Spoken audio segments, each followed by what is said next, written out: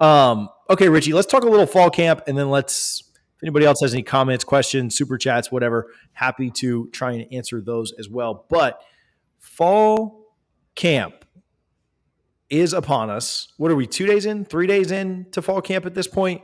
And Florida State's gotten some, I think, pretty good returns out of it. They're going to have a scrimmage upcoming next week. We will certainly keep you updated with everything we hear there. I think we've done a good job of that in the spring.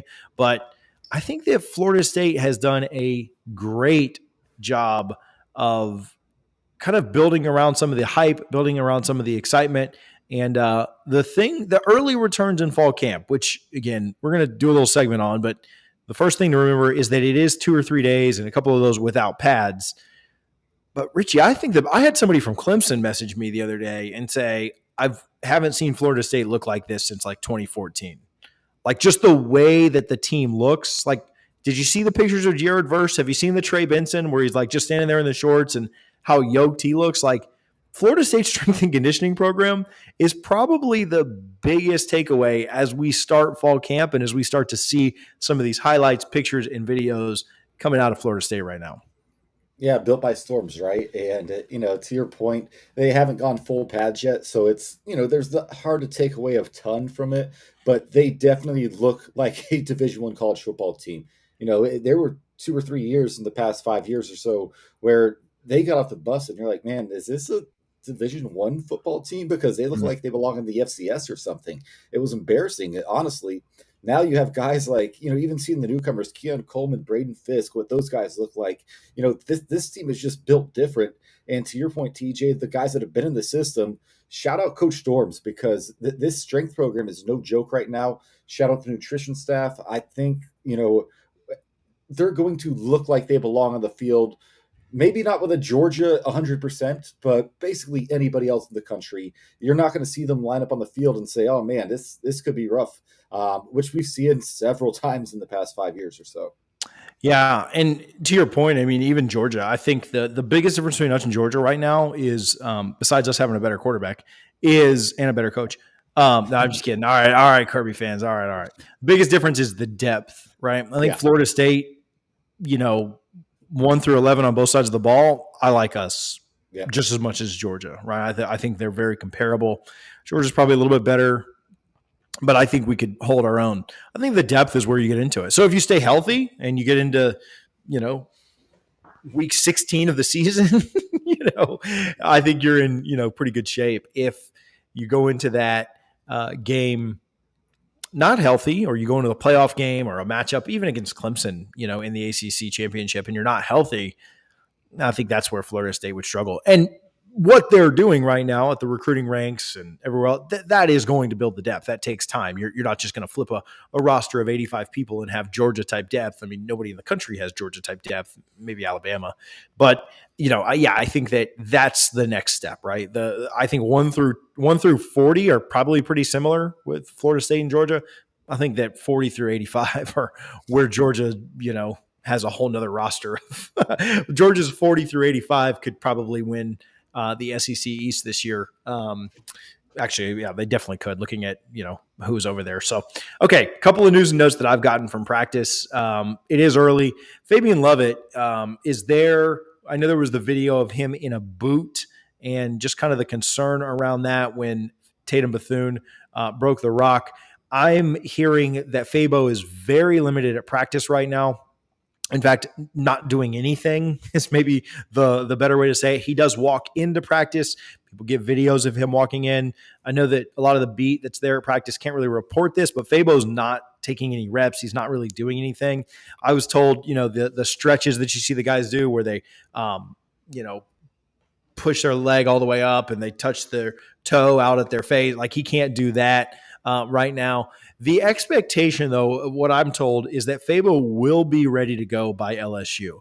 They are letting him have most of fall camp to rest, rehabilitate, recover, all of those things from his leg injury, and then that he will go in and be able to play against LSU. Now, not having been through all of fall camp, I expect his reps to be limited, even if he does play. But I think that the plan is, and if he had to go today, I think he could. The plan is to give him as much recovery time as is humanly possible until we get to game week. Fall camp is done and you're just into week 1 preparing for LSU. Then I think you'll see him out there more and more if there are no setbacks. But that's what I'm hearing on Fabien Lovett right now. We'll see, if people are able to kind of confirm that, if not, but that's kind of the latest news on him. Richie, I really like Florida State's defensive line depth. I think that Farmer and Fisk are going to be really, really strong, even if Fabo couldn't go or whatever. But obviously you'd like to really have Lovett in there because he takes that defensive line up to just an absolute different level. Somebody said I thought they'd seen Fabo in helmet and pads. Yeah, he walks in, he wears the helmet and pads, and then he sits on the sideline and does very little the rest of the practice, is what I'm told. I don't think you'll see him in any highlight videos. I haven't, certainly. If you've seen any or whatever, let me know. But I think he just kind of walks in with the helmet and pad. So, Richie, thoughts on Lovett?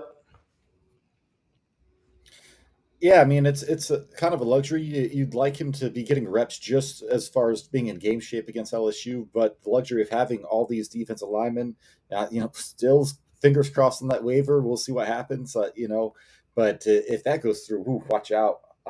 But yeah, Fabo, he knows what to do, right? Oh, we lost Richie right when he was going to make a good point. But yeah, I think Richie's right. And that brings up Darrell Jackson's waiver. And obviously getting that approved or getting that back going would be massive for the Seminoles. You were talking about Richie Fabo knowing what he needs to do.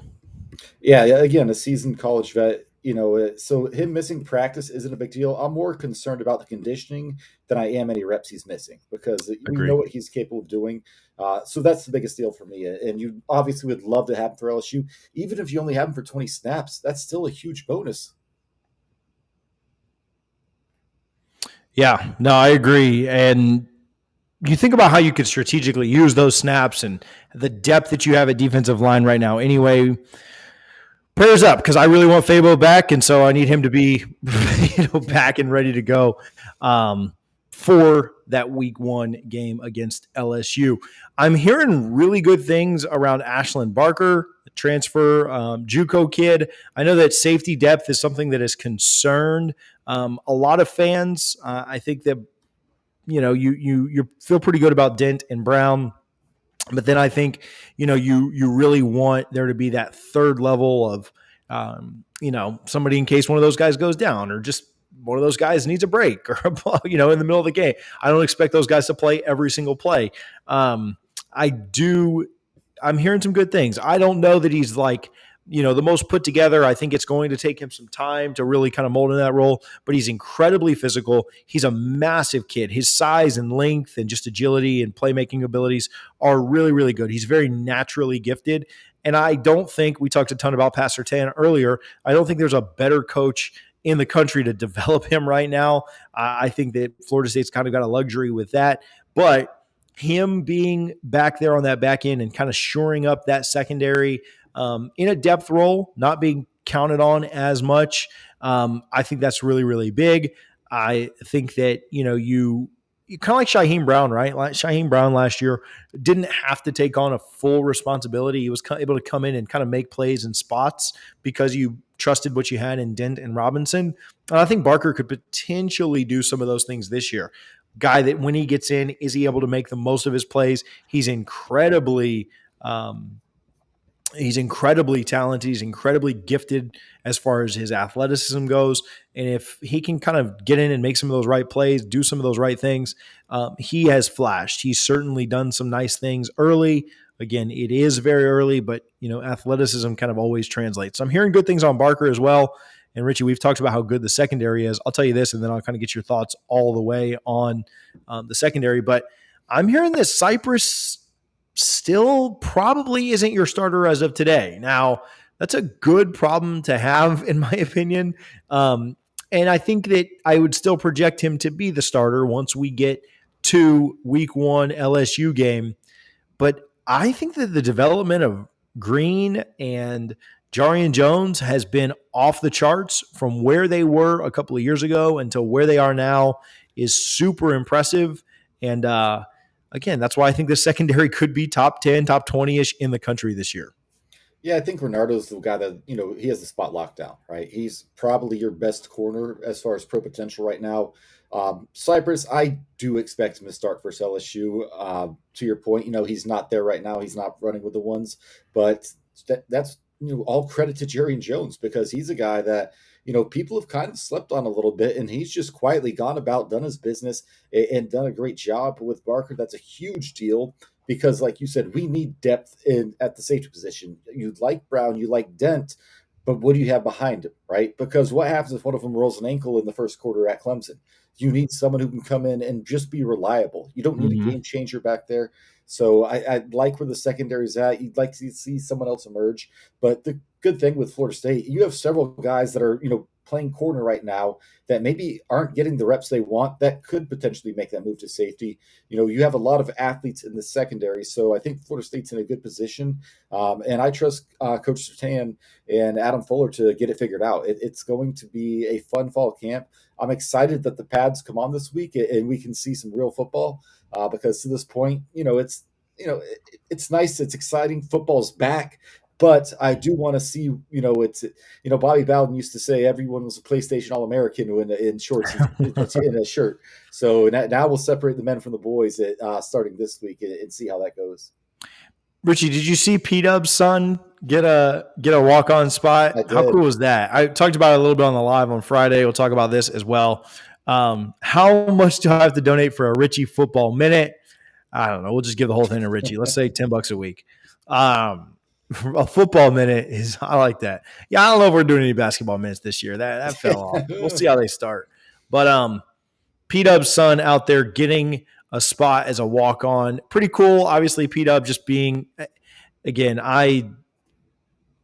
it's between Deion Sanders and Peter Warwick as the greatest two athletes to ever, athletes only. I think Jameis and some of those guys might be a little bit better as football players, but P Dub, what he did for Florida State and coming back and getting the title and everything else, I thought that was really neat. And then seeing his son out there, seeing him out there at the first couple of practices, almost brought a tear to this old curmudgeon's eyes. Yeah, it's awesome to see him out there, and it's hilarious when you look at where college football is today. Because not only would he have won the Heisman, he would have had the biggest Dillard's endorsement ever back in '99 Oh yeah. when all that went down. And he's a guy that has been around the program through Jimbo, through Willie, through Coach Norvell. Like he just loves Florida State. I've seen him at multiple Florida State events here in Orlando and up in Tallahassee. That's a guy that just loves being a Seminole. So I bet he is just the proudest father in the world right now, knowing his son is wearing that garnet and gold for Florida State. And hopefully Florida State is just blowing Wake Forest out and his son can get in there and get some reps and see what happens. Yeah, I love it. So the Noles will be, I have a fall camp schedule here somewhere that I wrote down. The Noles will be in Jacksonville this weekend. Richie, that's kind of fun. I'm thinking about, I know this is kind of crazy. I'm thinking about going. I'm thinking about going up to Jacksonville for fall camp. I think that could be really, really fun. Those will be in Jacksonville. They'll also have a scrimmage coming up here soon. So make sure that you're locked in with the channel. We think we did a pretty good job of trying to get you guys scrimmage news and notes as soon as it happened last year. I'm sorry, not last year, in the spring. We will have eyes and ears out at the scrimmage. So you don't want to miss out on that. We'll kind of see how all of that plays out. But man, Richie, we are what? What are we today? Like 28 days away. We're 4 weeks to the Yeah. day. We are doing a massive tailgate out of the same place we did it for the Oklahoma game. If you don't have a tailgate yet, we will probably be showing the game at the tailgate. Come out and hang out with us. The link is in the description. Check that out. Come hang out with us. It's on Eventbrite. Just search Double Fries No Slaw. It'll come up. It's the FSU LSU tailgate. We are going to have way too much fun out there. So come hang out with us on Sunday before we kick LSU's tail. Richie, before you freeze up again, any closing thoughts before we get out of here? No, like you said, 4 weeks to the day when we are back in, just outside of downtown Orlando, tailgating for the LSU game. This one feels different. Last year was exciting up in New Orleans, but this one, you can tell that there's a lot to play for this one. And last year, you just wanted to win, but nobody thought the winner was going to go on to the college football playoff. That's not the case this year. This is arguably the first college football playoff game of the season, and I cannot wait. We are 4 weeks away. The tailgate should be a blast. It's a really short walk to the stadium. Really looking forward to it.